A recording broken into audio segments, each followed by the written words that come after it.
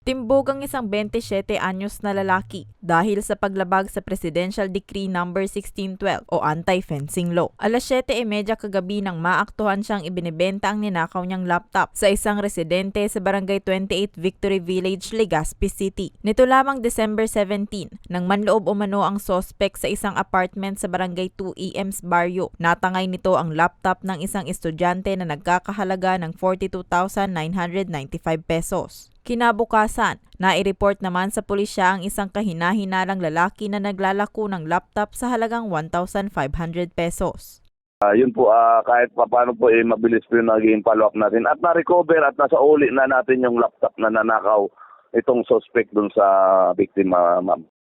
Napag-alaman na labas-pasok na ang sospek sa kulungan dahil sa kasong theft at robbery. Sa katunayan, under probation din umano ito dahil sa kasong paglabag sa Republic Act 9165 o Comprehensive Dangerous Drugs Act of 2002 na isinampa sa kanya noong Setyembre.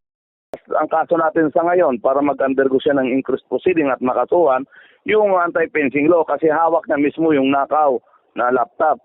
And yun po, ma'am, na regarding sa probation, ma'am, doon po kaya may mga kailangan requirements po ang probation officer na susundin nyo. Once na violate po ito ng nag-avail ng probation ay matutuluyan po siya sa sentensya ng unang kaso. Kumbaga nagkaroon siya ng plea bargaining agreement at napagbigyan siya ng korte na magkaroon ng probation dito sa kasong 9165 po. Nasa kustudiya pa ng Legazpi CPS ang sospek para sa kaukulang disposisyon. Para sa mga balitang Tatak, Bicol, Rose Bilista.